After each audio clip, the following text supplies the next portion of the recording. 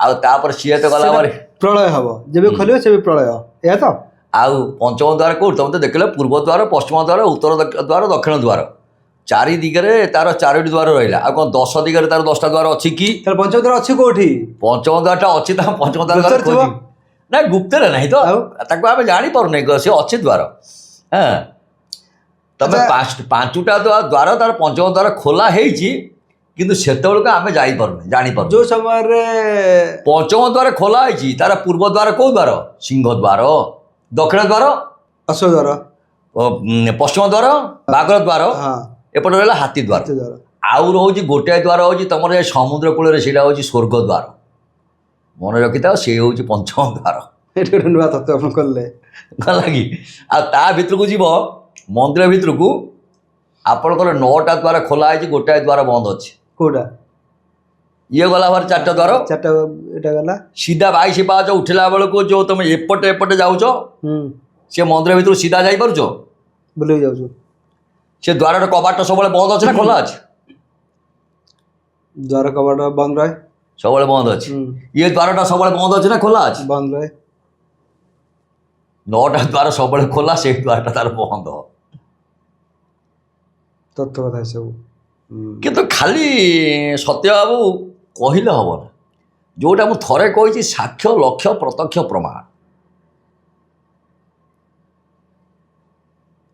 ସବୁଗୁଡ଼ା କହିଲେ ଯାହା ନ ଦେଖିବୁ, 2 ନୟନେ ପରତ ନ ଯିବୁ ଗୁରୁ ବଚନେ। ଆଗ ନୟନ ଅର୍ଥ ଆଖି ତ, ତାକୁ ଦେଖ, ଗୁରୁ କହିଲା ପରେ ଯାଇବ। ଏଇକିଣା କ'ଣ ଗୋଟିଏ ପଦକୁ ନେଇ ଥଉଛନ୍ତି ନା, ଗୁରୁ କହିଲେ ଏହା ଜାଣି, ନହିଲେ ଭ୍ରମ ଥାଏ ପ୍ରାଣୀ। ଏଇ ପଦଟାକୁ ନେଇକି ଥୋଇକି ବର୍ତ୍ତମାନ ଗୁରୁ ନାମ ଦେଇକି ବେପାର ଚଲେଇଛନ୍ତି ଆଉ। କିନ୍ତୁ ଏମାନେ ଆଗ ଯିବେ ଦେବୀ ଖପରରେ। ଇଏ ସବୁ ଶୁଦ୍ଧ ମାଉଁସ ହେଇକି ରହୁଛନ୍ତି, କଳି ଶେଷରେ ସବୁ ଏମାନେ ସବୁ କାଳିକା ଖପରରେ ଯିବେ। ଦ୍ୱାପର ଯୁଗ ଯୋଉଟା କୁହାହେଇଛି, ଆପଣଙ୍କ ଚ୍ୟାନେଲରେ ସେଇଟା କୁହାହେଇଛି। ତେଣୁ ବହୁତ ଗୁଡ଼ିଏ ତତ୍ତ୍ୱ ଅଛି।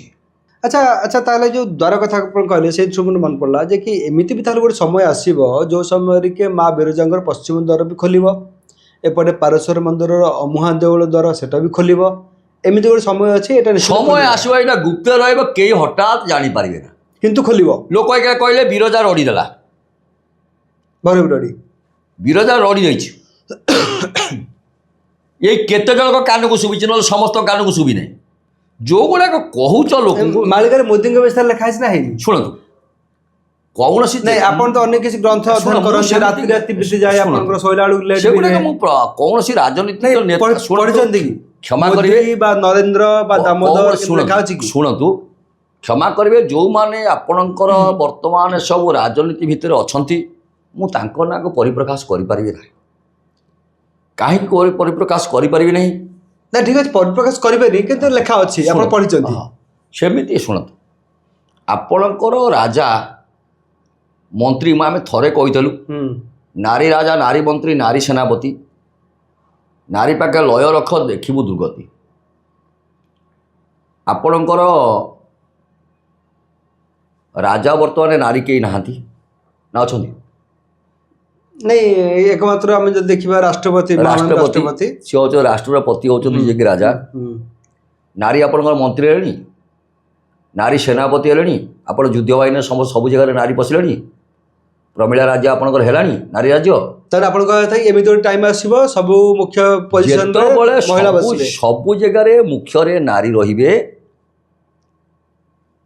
ସେତିବେଳେ ସବୁ ତମର ଯୁଗର ପରିବର୍ତ୍ତନ ହବ। ଗୋଟେ ପଦ ଆପଣ ଆଗରୁ ମଧ୍ୟ କହିଥିଲେ ଯେ କି 7 ରାଣୀ ଯେବେ ହୋଇବେ ମେଳି, ଦିଲ୍ଲୀ ସିଂହାସନରେ ଭାଙ୍ଗିବ କଳି।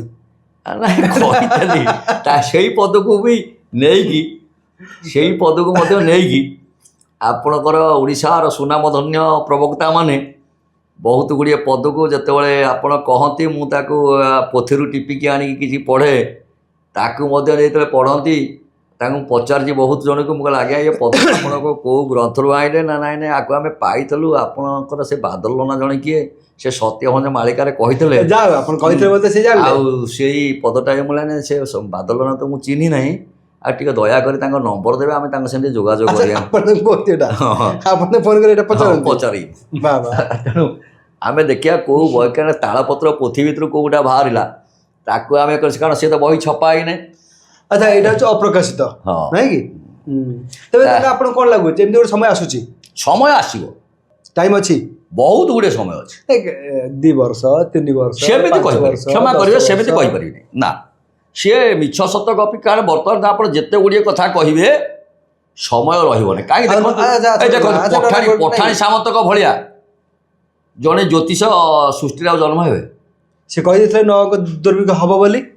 ସିଏ କହିଥିଲେ ମୁଁ ଏଇ ସମୟରେ ମୋର ଦେହାନ୍ତ ହବ, ସିଏ କହିଲେ ମୋର ଏଇ ସମୟରେ ଦେହାନ୍ତ ହବ। ସିଏ ତାଙ୍କ ପାଖେ ଦେଖିବାକୁ ପ୍ରଜା ପାଠକ ଇତ୍ୟାଦି ଲୋକ ସବୁ ଚାହିଁକି ବସଛନ୍ତି, ତାଙ୍କ ଦେହାନ୍ତ ପାଇଁ ହେଇପାରିଲା?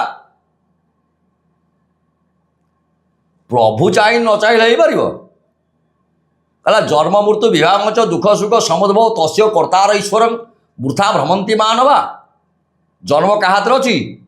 ଏଇକା ଡାକ୍ତରମାନେ ପେଟ ଚିରିକି ଛୁଆ କାଢୁଛନ୍ତି ନା ଆଉ ଜନ୍ମ କରିଦେଇ ପାରୁଛନ୍ତି? ଜନ୍ମ କାହା ହାତରେ ନାହିଁ, ମୃତ୍ୟୁ ମଧ୍ୟ କାହା ହାତରେ ନାହିଁ, ବିବାହ ମଧ୍ୟ କାହା ହାତରେ ନାହିଁ। ଆଚ୍ଛା ଆଚ୍ଛା ପେଟ ଚିରିବା ଏଟା ଜନ୍ମ ନୁହେଁ ନା, ଏ ମାନଧାତା ଜନ୍ମ ହଉଛନ୍ତି। ଏଟା ତାହେଲେ କ'ଣ କହିବା? ଏଟା କ'ଣ କ'ଣ କହିବେ? ପ୍ରୋସେସକୁ ସେ ପ୍ରୋସେସ କ'ଣ ତମର ବିଜ୍ଞାନରେ ଥବ, ଡାକ୍ତରମାନେ କହିବେ ନା। ଏ କ'ଣ ଜନ୍ମ ଯୌନାଙ୍ଗ ବାଟେ ଯିଏ ଆସନ୍ତି ତାକୁ ଜନ୍ମ ବୋଲି କୁହାଯାଏ। ଆଚ୍ଛା ସ୍ୱାଭାବିକ ପ୍ରକ୍ରିୟା। କିନ୍ତୁ ବର୍ତ୍ତମାନ ସବୁ ତ ପେଟ ଚିରା, ସବୁ ସିଜେରିଆନ୍। ଇଏ ଯୌନାଙ୍ଗରେ ଆସୁଛନ୍ତି କି? ନା ନା ପାଖାପାଖି 98% 99% ସମସ୍ତେ ତେଣୁ ବ୍ୟାସ କହିଛନ୍ତି ଜନ୍ମ ମୃତ୍ୟୁ ବିଭାଅଞ୍ଚ ଦୁଃଖ ସୁଖ ସମୁଦ୍ଭବ ତସ୍ୟ କର୍ତ୍ତାର ଈଶ୍ୱରମ୍ ବୃଥା ଭ୍ରମନ୍ତି ମାନବା।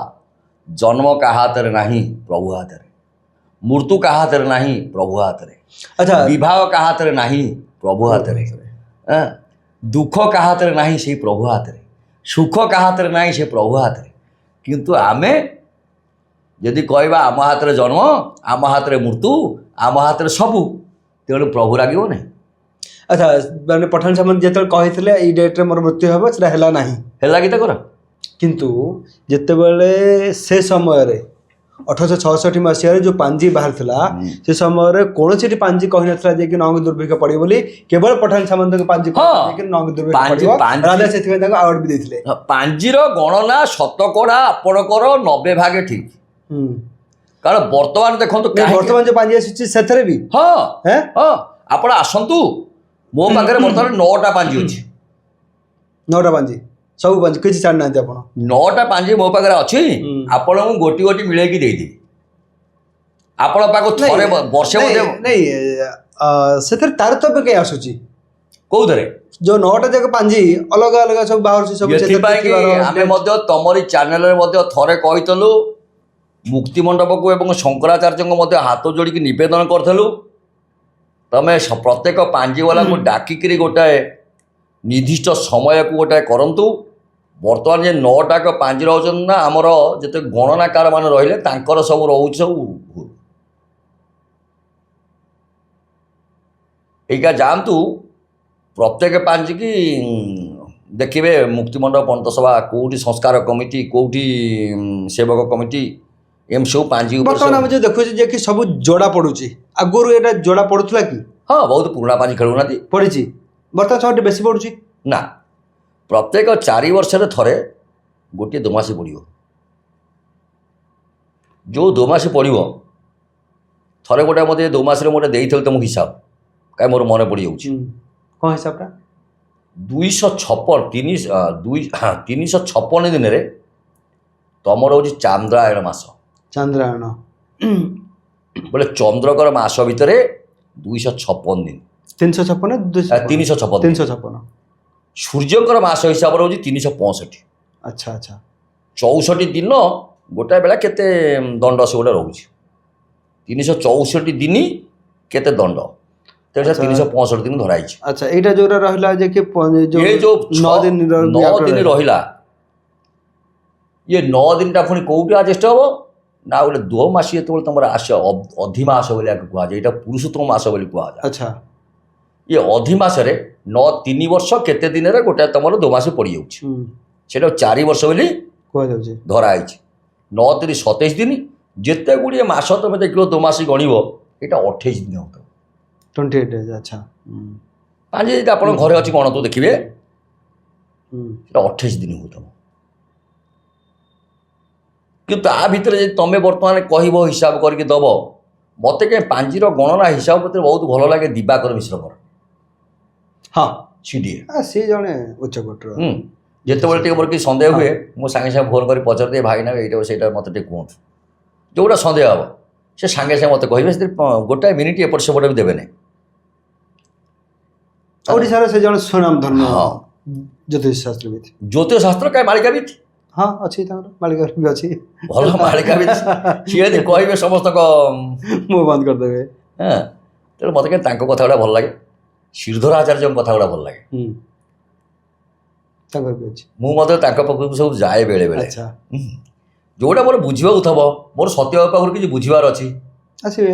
ଆସିବି ନାହିଁ କେମିତି ଯାଇ ମୁଁ ପହଞ୍ଚେ ତାଙ୍କ ପାଖରେ ବୁଝିବାକୁ ନା। ସେଠି ଇଗୋ ଦେଖିଲେ ଚଳିବନି। ନା, ମୋର ତ ବୁଝିବାର ଅଛି, ହଁ ନାହିଁ ସେଇଟା ଆପଣ ଯାହା ପାଖରେ ମୋର ବୁଝିବାର କିଛି ଅଛି, କିଛି ଜାଣିବାର ଅଛି, ମୁଁ ତାଙ୍କ ପାଖକୁ ଯାଏ। ନିଶ୍ଚୟ ନିଶ୍ଚୟ ବହୁତ ବଢ଼ିଆ।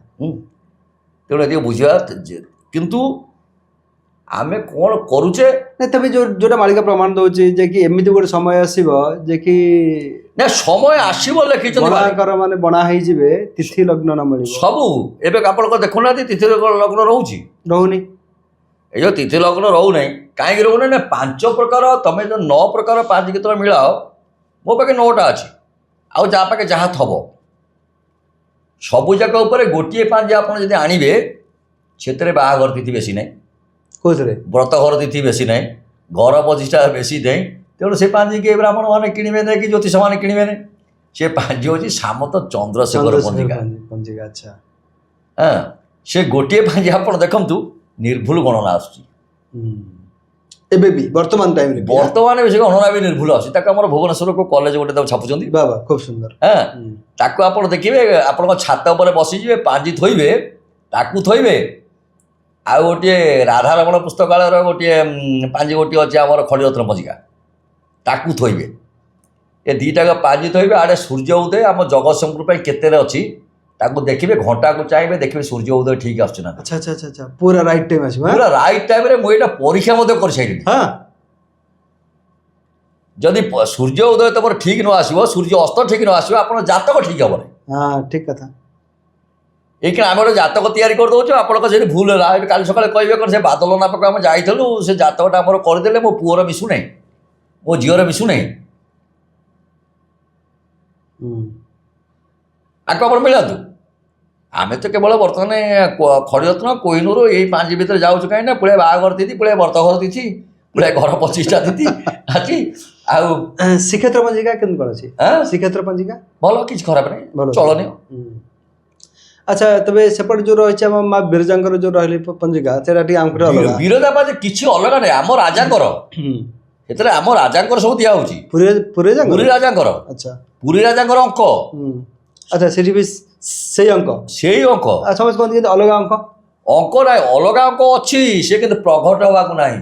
ଓହୋ ମାନେ ବିରଜା ଠାକୁରାଣୀଙ୍କର ଅଙ୍କ ଅଲଗା, ସାଧୁ ସନ୍ନ୍ୟାସୀ ମାନଙ୍କର ଅଙ୍କ ଅଲଗା, ଗଜପତିଙ୍କର ଅଙ୍କ ଅଲଗା, ଦେବ ଅଙ୍କ ଅଲଗା, ଇଏ ସବୁ ଯାକ ସବୁ ଅଲଗା। କିନ୍ତୁ ଆମେ ବର୍ତ୍ତମାନ ଗୋଟାଏ ଅଙ୍କରେ ଚଳୁଛୁ। ଇଏ 4ଟାକ ଅଙ୍କ ବର୍ତ୍ତମାନ ସୁଦ୍ଧା ପ୍ରଘଟ ହେବାକୁ ନାହିଁ, ଗୁପ୍ତ ଅଛି। ରାଜାଙ୍କ ଅଙ୍କରେ ଆମେ ଚାଲିଛୁ, କେବଳ ଗୋଟିଏ ଗଜପତି ରାଜାଙ୍କ ଅଙ୍କରେ ଆମେ ଚାଲିଛୁ। ଯେଉଁଦିନ ଦେଖିବେ, ମୁଁ ବିରଜାଙ୍କ ପାଖକୁ ଯାଇକି ତାଙ୍କ ପାଖରେ ମୋତେ ଯାଇ ପଚାରିଲେ ସମସ୍ତଙ୍କୁ, ମୋତେ ଟିକେ ଦେବୀଙ୍କ ଅଙ୍କ ଟିକେ କୁହନ୍ତୁ, ବିରଜାଙ୍କ ଅଙ୍କ। କହିଲେ ନାହିଁ, ଏମିତି ସେମିତି କିଛି ଆମେ ପାଇନୁ, ଆମ ପାଖରେ କେବଳ ଗଜପତିଙ୍କ ଅଙ୍କ, ସେ ପାଞ୍ଜିରେ ଆପଣଙ୍କର ଯାହା ଅଙ୍କ ଅଛି। ଆଚ୍ଛା ଆଚ୍ଛା ଆଚ୍ଛା, ପାଞ୍ଜି ମଧ୍ୟ ଏଠୁ ଗୋଟେ ଆଣିଲୁ, ଆଣିକି ମଧ୍ୟ ଦେଖିଲୁ, ପ୍ରକୃତ ସେ ହେଲେ, କାହିଁ ମୋ ପାଖରେ ଏବେ ବିରଜାଙ୍କ ପାଞ୍ଜି ଅଛି। ଆମେ ପ୍ରତ୍ୟେକ ପାଞ୍ଜି ସଂଗ୍ରହ କରୁଛୁ, କାହିଁକି ନା 10 ଖଣ୍ଡ ଆମେ ନ ପଢ଼ିଲେ, ପୁଳେ ନ ଘୋଷିଲେ, ଆପଣମାନଙ୍କ ପାଖରେ ବସିକିରି ଆପଣଙ୍କୁ ପ୍ରମାଣ ଦେଖାଯିବ। ନା ଠିକ କଥା। ବର୍ତ୍ତମାନ ସମୟରେ ତ ସେଇଟା ଆଉ କହିଦେଲେ ହବନି କଥାରେ, ବର୍ତ୍ତମାନ ପ୍ରାମାଣିକ ତଥ୍ୟ ଉପରେ ହିଁ ଆମେ ବେଶ କରିବା। ନାଇଁ, ମୁଖ୍ୟ କଥା ହଉଛି କ'ଣ କି, ମାନେ ଯୋଉ ବିଭ୍ରାନ୍ତକର ଯୋଉ ଆସୁଛି ବର୍ତ୍ତମାନ କଥା, ବିଭ୍ରାନ୍ତକର ଆସିବାର କାରଣ ସେଇଟା ଆସିବା ଆବଶ୍ୟକ ନୁହେଁ। ଭକ୍ତମାନଙ୍କ ମନରେ ଗୋଟେ, ମୁଁ ଜଣେ ସାଧୁଙ୍କୁ ପଚାରିଲି, ମୁଁ ନିଜେ ପଚାରିଲି ନାହିଁ, ତାକୁ ଆମ ଦିବାକର ଭାଇନାଙ୍କ ମାଧ୍ୟମରେ ପଚାରିଲି, ବୋଲି ଏମିତି ସବୁ କହିକିରି ଲାଭ କ'ଣ ଅଛି? ସେ ତାଙ୍କୁ କହିଲେ କାହାକୁ ପଚାରିଲେ? ତାଙ୍କ ନାଁ ମୁଁ ଥରେ ନାଁଟା ଖୋଲନ୍ତୁ, କହିଲି ଅସୁବିଧା ପରେ କଣ? ପ୍ରକାଶ କରିବିନି। ତାଙ୍କ ପାଖରେ ପୁଣି ମୁଁ ଅପ୍ରିୟ ହେଇଯିବି, ପୁଣି ତାଙ୍କର ପୁଣି ତାଙ୍କ ଭକ୍ତମାନେ ପୁଣି ମୋତେ ମାରଧର କେତେବେଳେ କରିପାରନ୍ତି। ମାରଧର କରିବେ, ଆଉ- ନନା କି ମାରିବ? ଆଁ? ଆଉ ତାପରେ ସିଏ ତାଙ୍କୁ ଦିବାକର ଭାଇନାଙ୍କୁ ଡାଇରେକ୍ଟ କହିଲେ ଆମେ ଯଦି ଏକଥା ନ କହିବୁ ଆପଣ କ'ଣ ଆମକୁ ପଇସା ଦେବେ ଖର୍ଚ୍ଚ କରିବାକୁ, ଆଉ ପେଟ ପୋଷିବୁ ଆମେ କେମିତି? ଏଇଟା ଭୁଲ କଥା। ଦିବାକର ଭାଇନାଙ୍କୁ ପଚାରିବେ। ପେଟ ପୋଷିବା ପାଇଁ ତ ଆହୁରି ଅନେକ ପନ୍ଥା ଅଛି ନା। ନାଇଁ ସିଏ ତାଙ୍କର ବା ବେପାର ଇଏ, ଆଉ ତା ଅର୍ଥ ନୁହେଁ ଯେ ଆମେ ସିଏ ତାଙ୍କର ଲୋକମାନଙ୍କ ବେପାର ଧାର୍ମିକ ଇଏ। ଭାବନା ସହିତ ଆମେ ଖେଳିବା। ଏଇଟା ଭୁଲ କଥା। ଆପଣଙ୍କ ପାଖେ ଦିବାକର ଭାଇନାଙ୍କର ନମ୍ବର ଅଛି, ନମ୍ବର ଅଛି। ଆପଣ ତାଙ୍କୁ ଫୋନ କରି ପଚାରିବେ ତେବେ ସେ କୋଉ ବାବାଜୀଙ୍କ କଥା ଆପଣ ଫୋନ କରି ପଚାରୁଛୁ। ପଚାରିବେ, ସିଏ ଆପଣଙ୍କୁ କହିବେ। ଜାଣିବା ଆବଶ୍ୟକ ନା ଇଏ ହଁ। କିଏ ସେ ଲୋକ। ଏଠୁ ସେମାନେ କେବଳ ଚାଲିଛନ୍ତି ବର୍ତ୍ତମାନ ପେଟ ପୋଷିବା ପାଇଁ କି କେମିତି ଭଲରେ ଚଳିବା ପାଇଁ, ଗାଡ଼ି ଘୋଡ଼ା କେମିତି ଚଢ଼ିବା ପାଇଁ। 50 ବର୍ଷରୁ ଉର୍ଦ୍ଧ୍ୱ ହେଇଗଲାଣି ପାତ୍ରି ଧରିବା। ମୁଁ କର୍ମାଣିଆ ବ୍ରାହ୍ମଣ, ମୁଁ ଥରେ କହିଛି ମୁଁ ବାବାଜୀ ନୁହେଁ କି ସାଧୁ ନୁହେଁ କି ସନ୍ନ୍ୟାସୀ ନୁହେଁ, ମୁଁ କିଛି ଜାଣିନାହିଁ। ମୋଠୁ ମୂର୍ଖ ମଧ୍ୟ ସଂସାରରେ କେହି ନାହାନ୍ତି। ସବୁ ଯାହା ପ୍ରଭୁର ଦୟା, ସବୁ ସେ ନାରାୟଣ ସ୍ୱାମୀଙ୍କର ଦୟା। ଆଉ ମୋତେ ଟିକେ ଆପଣମାନେ ଛୁଟି କରନ୍ତୁ, କିନ୍ତୁ ଗୋଟାଏ କଥା ମୁଁ ଆପଣମାନଙ୍କୁ ସମସ୍ତଙ୍କୁ ଯୋଡ଼ ହସ୍ତ କରି ନିବେଦନ କରି କହୁଛି କି ଜନ୍ମଦିନ ମାନଙ୍କରେ କେକ୍ କାଟନ୍ତୁ ନାହିଁ। ଏଇଟା ନା ସବୁବେଳେ କୁହନ୍ତି, ଆଉ ଏଇଟା ଗୋଟେ ଭଲ ମେସେଜ ବି। ଆଉ ନାଇଁ କି? ଆମେ କାହିଁ ସେ ସମସ୍ତେ ୱେଷ୍ଟର୍ଣ୍ଣ କଲଚର ପାଶ୍ଚାତ୍ୟ ସଭ୍ୟତାକୁ ଆମେ ପ୍ରୋତ୍ସାହନ କାହିଁକି ଦେବା? ଆମର ହିନ୍ଦୁ ଧର୍ମରେ ତ ଆହୁରି ଭଲ ଭଲ ପନ୍ଥା ଅଛି ନା। ଜନ୍ମଦିନ ମାନଙ୍କରେ କେହି କେକ୍ କାଟିବେ ନାହିଁ। ଜନ୍ମଦିନ ମାନଙ୍କରେ ଗୋଟିଏ ଗୋଟିଏ ବୃକ୍ଷରୋପଣ କରନ୍ତୁ। ବୃକ୍ଷଟିଏ ରୋପଣ କଲେ ଆମ ବିଶ୍ୱରେ କିଛି ମଙ୍ଗଳ ହେବ। ତାପରେ ବାପା ମା ମାନଙ୍କୁ କେହି ଅନାଥ ଆଶ୍ରମରେ ଛାଡ଼ନ୍ତୁ ନାହିଁ, ତାଙ୍କ ଟିକେ ସେବା କରନ୍ତୁ। ବୃନ୍ଦାବତୀରେ ଟିକେ ପାଣି ଦିଅନ୍ତୁ, ଗ୍ରାମ ଦେବତୀଙ୍କ ସେବା କରନ୍ତୁ। ଏତିକି କଲେ ବିଶ୍ୱର ମଙ୍ଗଳ ହେବ, ଆପଣମାନଙ୍କର ମଙ୍ଗଳ ହେବ, ମୋର ମଧ୍ୟ ନିଶ୍ଚିନ୍ତ ଭାବରେ ମଙ୍ଗଳ ହେବ। ମୁଁ ଏତିକି କହୁଛି। ଆଉ ସତ୍ୟବାବୁଙ୍କର ବେଶୀକରି ମଙ୍ଗଳ ହେବ। ଏମିତି ଆପଣମାନଙ୍କ ପାଖରେ ଆଉ ପ୍ରଭୁଙ୍କ କଥାକୁ ନେଇକି ଶୁଣୁଥାନ୍ତୁ। ମୁଁ ଏତିକି କହୁଛି, ଯାହା ଦୋଷ କ୍ଷମା କରିବେ ବୋଲି ମୋର ବିଶ୍ୱାସ। ପ୍ରଭୁ ନାରାୟଣ ସ୍ୱାମୀ ନାରାୟଣ ସ୍ୱାମୀ ନାରାୟଣ ସ୍ୱାମୀ ସଦଇଚ୍ଛା ପୂର୍ଣ୍ଣ ସଦଇଚ୍ଛା ପୂର୍ଣ୍ଣ। ନା ଖାଲି ଲାଷ୍ଟକୁ ଖାଲି ଗୋଟିଏ ମହାପୁରୁଷ ହାରିଦାସଙ୍କର ଗୋଟେ ପଦ ଏଠି ସାମ୍ନାକୁ ଆସିଲା। ସମସ୍ତର 5 ସହସ୍ର କଳି ଶେଷ ହୋଇବ, ସତ୍ୟ ଯୁଗ ଆଦ୍ୟ ପ୍ରବେଶ ଶୁଭ ଯୋଗ ହୋଇବ, ହରିହର ଶବ୍ଦ ମାତିବେ ହରି ଭକତ ମାନେ। ଆପଣଙ୍କର 500 କଳିଯୁଗ ବୋଲେ ଯଦି ଆପଣଙ୍କ ଭୋଗ ହେଲାଣି, ମୁଁ ଆପଣଙ୍କୁ ଏବେ କହୁଥିଲି 126 ବର୍ଷ ହେଲାଣି ଆପଣଙ୍କର କଳିଯୁଗ ତାଙ୍କ ହିସାବରେ ସରିଲାଣି। 5 ସହସ୍ର ହେଇଗଲାଣି। ଏଇଟା ବୋଲେ 5126 ବର୍ଷ ବର୍ତ୍ତମାନ ସୁଦ୍ଧା କଳିଯୁଗ ଚାଲିଛି। ଯଦି ମହାପୁରୁଷଙ୍କର ଏ ବାଣୀ ଅନୁସାରେ ସମସ୍ତଙ୍କ ମୁଖରେ ଆପଣ ସତ୍ୟ ଶୁଣିଲେଣି କି? ଭାଗବତରେ ଏ ପଦଟା ମଧ୍ୟ ଏଇଟା ପୁରା ସନ୍ଧି ସମୟ ଚାଲିଛି ବୋଲି ସମସ୍ତେ କହୁଛନ୍ତି। ଶୁଣନ୍ତୁ, ଭାଗବତରେ ମଧ୍ୟ ଲେଖା ହେଇଛି, ସତ୍ୟ କହିବୁ ନିତ୍ୟ ତୁଣ୍ଡେ, କେବେ ହିଁ ନଥିବୁ ପାଷାଣ୍ଡେ। ଯେତେବେଳେ ସମସ୍ତ ପ୍ରାଣୀମାନଙ୍କ ମୁଖରୁ ସତ୍ୟ ଶୁଣିବ, ସେତେବେଳେ ଜାଣିବ ସତ୍ୟ ଯୁଗ ହେଇଗଲା।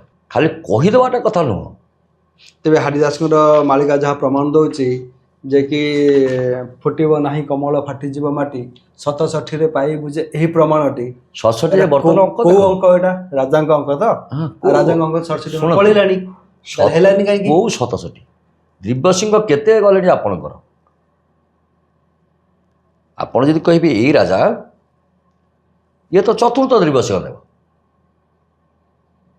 ତାର କୋଉ 67 କଥା କୁହାଯାଇଛି? ତେଣୁ କୋଉ 67 ସେ କହିଲେ? ମସିହା 67 ନା ଆପଣଙ୍କର ରାଜା ଅଙ୍କ 67 ନା ଆପଣଙ୍କ ସାଲ 67? କୋଉ 67? ଆପଣ ଅନୁସାରେ କୋଉଟା? କୋଉ 67 ଆମେ ଦେଖିବା? ଆପଣ କହୁନାହାନ୍ତି କୋଉଟା? ଆପଣ ତ ଏତେ ଗବେଷଣା କରୁଛନ୍ତି, ରାତି ଦିନ କେମିତି ବସିକି ଅଛନ୍ତି। ତେଣୁ ବା ସିଦ୍ଧାନ୍ତ ଗୋଟେ ନିଅନ୍ତୁ, ଆପଣଙ୍କର କୋଉ 67? ଯଦି ମସିହା 1967 ଯିବେ କି 1867 ଯିବେ କି ଖାଲି 67 ଯିବେ, କୋଉ 67 କି ଆପଣ ଯିବେ? ଆଚ୍ଛା, ଆପଣଙ୍କ ଯେ ମସିହା 67 କି ଆପଣ ଯିବେ, ମସିହା ଭିତରେ ବର୍ତ୍ତମାନ ସେ 2000 ଭିତରେ ଆପଣଙ୍କର ଚାଲିଲାଣି 20ଟା 67 ଗଲାଣି।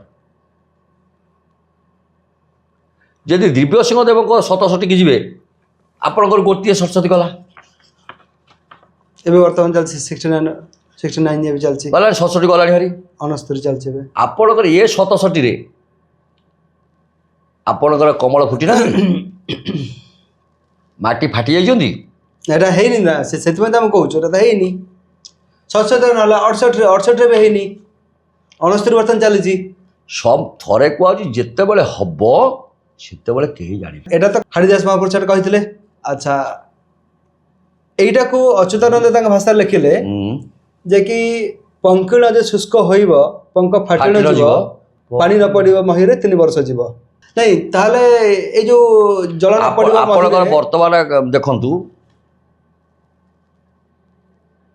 ଆଉ ଗୋଟେ ଉଠାଇ ଆସିବ ବରଷା ନବରସି ବାରି ଚାଷୀ କଉଳ କାନ୍ଦୁଥିବେ ମୁଣ୍ଡେ ହାତ ମାରି। ଇଏର ନୂଆ ପଦ ସାମ୍ନାକୁ ଆସିଲା। କ'ଣ ଆର ଅର୍ଥ? ଉଠେଇ ଆସିବ ବରଷା ନବରସି ବାରି ବର୍ଷା ଉଠେଇବ କିନ୍ତୁ ବର୍ଷା ହବନି। ହବନି। ବର୍ତ୍ତମାନ କ'ଣ ହେଉଛି? ଏବେ ସେଇଆ ହଉଛି। ଆପଣଙ୍କର ଅକ୍ଷୟ ତୃତୀୟା ଗଲାଣି। ଏଥର ଖରିଫ ଫସଲ ମାଡ଼ ଖାଇଯିବାର ସମ୍ଭାବନା ରହୁଛି। ଅକ୍ଷୟ ତୃତୀୟା ଗଲାଣି। ଅକ୍ଷୟ ତୃତୀୟା ପରେ ଆପଣ ବିହନ ଅନୁକୂଳ କରନ୍ତି। ଆପଣଙ୍କ ବିହନ ଗଲାଣି ବିଲକୁ? ନା, ବର୍ଷା ତ ନାହିଁ। ଉଠେଇ ଆସିବ ବର୍ଷା ନବରସି ବାରି, ବାରି ଅର୍ଥ ମେଘ ବା ପାଣି, ନବରସି ବାରି ଚାଷୀ କୂଳ କାନ୍ଦୁଥିବେ ମୁଣ୍ଡେ ହାତ ମାରି। ଆକୁ ଲେଖିଛନ୍ତି ତା ସମୟ ଦେଇଛନ୍ତି କି? ନାଇଁ, ସମୟ ଦିଆ ହେଇନି। ଯେ ସମୟ ଦିଆ ହେଇନି ଆମେ ଗୋଟେ ସମୟ ଦେଇପାରିବା କି? ଆଚ୍ଛା, ନାଇଁ ଯେ ସମୟ ଦିଆ ହେଇନି କିନ୍ତୁ ବର୍ତ୍ତମାନ ଆମେ ଲକ୍ଷ୍ୟ କରୁଛେ କି ବର୍ତ୍ତମାନ ପାଖାପାଖି ଏଇ ସ୍ଥିତି ହେଲା କି? ଆଉ ଗୋଟିଏ ଲେଖିଲେ ମା ମାନେ କେହି ରାଗିବେନି। ଆପଣଙ୍କୁ ଯୋଡ଼ ହସ୍ତ କରି କହୁଛି ମା ମାନେ କେହି ରାଗିବେନି। କହିଲେ 20 ବରଷରେ ନାରୀ ମୁଖରେ ଉଠିବ ଯେ ଦାଢ଼ି। ମହିଳାମାନଙ୍କର ଇଏ ଆପଣଙ୍କର ହେଲାଣି କି? ନାଇଁ, ପଦ ହେଇନି। ତେଣୁ ଆମେ କେଉଁ ଗୋଟାକ ଧରିବା କହୁନାହାନ୍ତି। ଆଚ୍ଛା, ଗୋଟେ ପଦ ଘଟୁଛି ଗୋଟେ ପଦ ଘଟୁନି, ପୁଣି ଏତେ ତ ବଡ଼ କନଫ୍ୟୁଜନ୍ ସାମ୍ନାକୁ ଆସିଲା ନା। ତେଣୁ ସବୁଯାକ କଥାକୁ ଆମେ ଆଲୋଚନା ପର୍ଯ୍ୟାଲୋଚନା କରିବା। ଏମିତି ଲେଖିକି ପୁଳେ ପୁଳେ ରଖ, ଆମକୁ ଦବ ପୁଳେ ପୁଳେ ଲେଖିକି ରଖିଲା। ହଁ, ଏଇଟା ଆସିଲା ହେଲା କି? ଦେଖନ୍ତୁ ଏଠି ଲେଖା ହେଇଛି ବାମେ ଅସ୍ତୁ ନେତ୍ର ଦକ୍ଷିଣେ ତ୍ରିଗୁଣକୁ ଖଞ୍ଜିବୁ ଉତ୍ସ ହେବ ନଦୀ ସକଳ ରାମ ନିଶ୍ଚୟ ଦେଖିବୁ ପଙ୍କିଣ ଯେ ଶୁଷ୍କ ହୋଇବ ପଙ୍କ ଫାଟିଣ ଯିବ ବିନ୍ଦୁ ନ ପଡ଼ିବ ମହିରେ 3 ବରଷ ଯିବ। ତେବେ ଏଇ ଯୋଉ ବିନ୍ଦୁ ନ ପଡ଼ିବ ମହିରେ 3 ବରଷ ଯିବ କୋଉ ସମୟ ଏଟା? ତା ସମୟ ଦେଇଛନ୍ତି କି? ତେବେ କେମିତି ଡିକୋଡ୍ କରିବା? କେମିତି ସମୟ ଦେଲେଣି କି? ମହାପୁରୁଷ ଦେଇଛନ୍ତି କୋଉଠି? ମହାପୁରୁଷ ତ ସାଙ୍କେତିକ ଭାଷା ଲେଖିଛନ୍ତି। ଏଇ ସଂକେତରେ ତ ବାହାରିବ ସମୟ ଏପର୍ଯ୍ୟନ୍ତ କହୁଥିଲେ ନାହିଁ। ଇଏ ଗୋଟିଏ 2-4ଟା ପଦ ମୁଁ ଆପଣଙ୍କୁ କାଲି ହେବ ଯଦି ସମୟ ଯଦି ହୁଏ ମୋତେ ମୋ ଖାତା କାଲି ନେଇ ଆସିବେ। ଆଜି ତ ଇଏ ଭିତରେ ନଥିଲା, ଦରକାର ପଡ଼ିଲେ ମୁଁ ନେଇ ଆସିବି। ଆଚ୍ଛା, ଦେଖନ୍ତୁ ଏଇ ପ୍ରସଙ୍ଗରେ ମୁଁ ଗୋଟିଏ ପଦ ଆପଣଙ୍କୁ ଦେବି, ଆପଣ ତାକୁ ଅର୍ଥ କରିବେ। ପୂର୍ଣ୍ଣିମା ଚନ୍ଦ୍ରକୁ ଦ୍ୱିଗୁଣ କର, ପଞ୍ଚଭୂତ ତହିଁ ରଖ ତହିଁର, ଅଷ୍ଟବସୁକୁ ଯେ ସଙ୍ଗରେ ନେଇ ବିଚାର କରିବେ ବ୍ରହ୍ମାଣ୍ଡ ସାଇଁ। ବ୍ରହ୍ମାଣ୍ଡ ସାଇଁକି ଆମେ ଯଦି ପୂର୍ଣ୍ଣିମା ଚନ୍ଦ୍ରକୁ ଆମ ଦ୍ୱିଗୁଣ କରିବା, ପୂର୍ଣ୍ଣିମା ଅର୍ଥ 15 ତିଥି, ତାକୁ ଦ୍ୱିଗୁଣ କଲେ କେତେ ହେଲା? 30। 15 ତା ଭିତରେ ପଞ୍ଚଭୂତକୁ ଥୋଇବା, ପଞ୍ଚଭୂତ ହେଲା 5 ହେଲା କେତେ ନା 35 ହେଲା କି? ଏମିତି ନେଇକି ଆମେ ହିସାବ କରୁଥିଲୁ।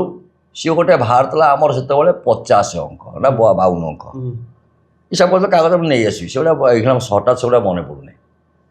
ଯଦି ସେ ଅଙ୍କ ଭିତରକୁ ଆମେ ପଶିବା ତେବେ କ'ଣ ହେଲା? ଆମକୁ ସେଇ ପଦଟା ଭିତରେ ଗୋଟିଏ ମିଳିଥିଲା ଦ୍ରବ୍ୟ ସିଂହେ 42 ହୋଇବ ଅଳିଆ କେହି ବାନ୍ଧିବାକୁ ନଥିବେ କାହାର ଅଳିଆ। 42ରେ ଅଳିଆ କ'ଣ ହେଲା? କ'ଣ ଅଳିଆ ହେଲା ଆମେ ତ କିଛି ଜାଣିପାରିଲେ। କ'ଣ ହେଇଥିବ ସେ ସମୟରେ ଦେଖିବାକୁ ପଡ଼ିବ। କ'ଣ ହେଲା? ଯାହା ସେ କହିଲେ ଆମର ଆଉ ଗୋଟେ ଜିନିଷ ଦେଖନ୍ତୁ, ସମସ୍ତେ କହିଲେ ହେଲା, କହିଲେ କୁଜଙ୍ଗ ଅଞ୍ଚଳ ଜଳେ ବୁଡ଼ିଯିବ ନୃପସିଂହାସନ ଯିବ ପାରାଦୀପ ଠାରେ ଆମର ସମାଧି ସେଦିନ ପୂଜା ପାଇବ। ଅଚ୍ୟୁତଙ୍କର ସମାଧି ସେଠି ପାରାଦୀପରେ କେଉଁଠି ଅଛି? ଉଦୟଭଟ୍ଟରେ। ସିଏ ଅଚ୍ୟୁତଙ୍କ ସମାଧି ରାଜୀବ ଲୋଚନ ଦାସଙ୍କର। ଅଚ୍ୟୁତଙ୍କ ସମାଧି କେଉଁଠି ଅଛି? ପାରାଦୀପ କେଉଁଠି ଅଛି? ତାକୁ ଖୋଜ।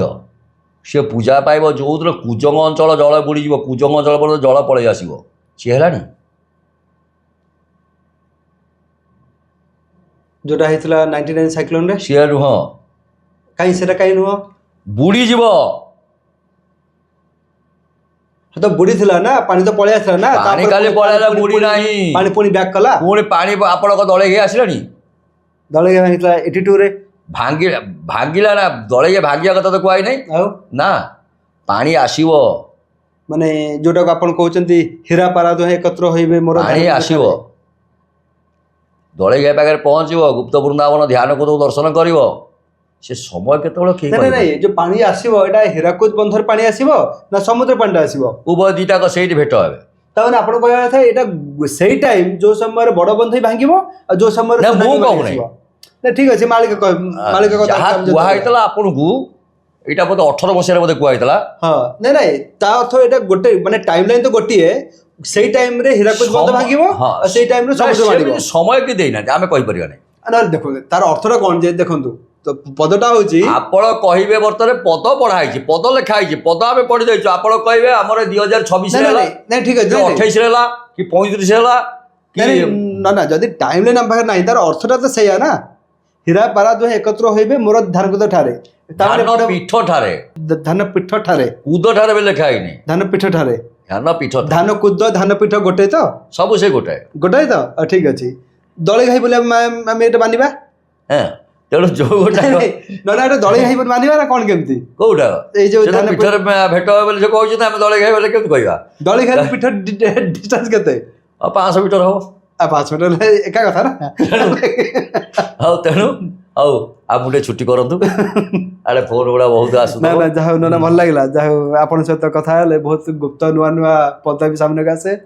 ଆଉ ପୁଣି ଥରେ ଆପଣ ଆଉ କିଛି କିଛି ନୂଆ ନୂଆ ପଦ ଭକ୍ତଙ୍କ ସାମ୍ନାକୁ ଆପଣ ଆଣନ୍ତୁ। ଆଉ ଭଲ ଲାଗେ ଆପଣ ନିଡର ହେଇକି ଯୋଉଟା ଆକ୍ଚୁଆଲି ସତ୍ୟ ଆଉ ଯୋଉଟା ଆପଣ ନିଜେ ସେଟାକୁ ବିଶ୍ୱାସ କରନ୍ତି, ସେଇଟା ହିଁ ଆପଣ ଦର୍ଶକଙ୍କ ସାମ୍ନାରେ ରଖନ୍ତି। ବହୁତ ବହୁତ ପ୍ରଭୁ ନାରାୟଣ ସ୍ୱାମୀ, ନାରାୟଣ ସ୍ୱାମୀ, ନାରାୟଣ ସ୍ୱାମୀ। ତେବେ ଆପଣ ବର୍ତ୍ତମାନ ଶୁଣୁଥିଲେ ସବୁରି ପ୍ରିୟ ବାଦଲ ନନାଙ୍କୁ, ମାଳିକା ଗବେଷକ, ମାଳିକା ସଂଗ୍ରାହକ ଏବଂ ବିଶିଷ୍ଟ ଜ୍ୟୋତିର୍ବିଦ। ନନା ଆଗରୁ ମଧ୍ୟ ଅନେକ କିଛି ନୂଆ ନୂଆ ପଦ ଖୁଲାସା କରିଛନ୍ତି, ଆପଣଙ୍କ ନିକଟରେ ଆମେ ପହଞ୍ଚେଇଛୁ, ଆପଣମାନେ ମଧ୍ୟ ବହୁ ସଂଖ୍ୟା ତାକୁ ଆଦର କରିଛନ୍ତି। ତେବେ ପରବର୍ତ୍ତୀ ଅଧ୍ୟାୟରେ ନନା ବହିକି ଆଉ କିଛି ନୂଆ ନୂଆ ତଥ୍ୟ ଖୋଲିବେ, ଆଉ ଯେଉଁ ପୋଥି କଥା କହିଲେ ସେ ପୋଥି ମଧ୍ୟ ବହୁତ ସାମ୍ନାକୁ ଆସିବ ଖୁବ୍ ଜଲ୍ଦି, ସମୟ ହେଇଗଲା ସାମ୍ନାକୁ ଆସିବ। ଏ ତ ଭକ୍ତ ବେଳକି ଯିବା ପାଇଁ ଆର ବର୍ଷ କୁହା ହେଇଛି। ବହୁତ ଭକ୍ତ ବଢିଆ ବେଳକି ହେଲା। ତ ଭକ୍ତ ଭକ୍ତ ମେଳକୁ ମେଳକୁ ଯିବ, ଯିବ। ସେଇ ପୋଥି ପୁଣି ଭକ୍ତ ମେଳକୁ ଯିବ। ନା ଏଇଠି ପୁଣି এই ଭିଡିଓରେ ପ୍ରକାଶ କରିଦେଲେ। ତେବେ କେମିତି ଲାଗିଲା ଆଜିର ଅଧ୍ୟାୟଟି ସେଟା ଆପଣ ଲେଖନ୍ତୁ। ଆଉ ବାଦଲ ନନାଙ୍କ ଠାରୁ ଆପଣ ଯଦି ଆଉ କିଛି ବିଷୟରେ ଜାଣିବାକୁ ଚାହୁଁଛନ୍ତି, କମେଣ୍ଟ ବକ୍ସରେ ଆପଣ ମତ ଦିଅନ୍ତୁ। ନନା ମଧ୍ୟ ଆପଣ କମେଣ୍ଟକୁ ପଢ଼ନ୍ତି ଆଉ ତାର ଉତ୍ତର ମଧ୍ୟ ଆମେ ରଖିବୁ। ଜୟ ଜଗନ୍ନାଥ, ଜୟ ପଞ୍ଚସଖା, ଜୟ ଶ୍ରୀ ଅଚ୍ୟୁତ।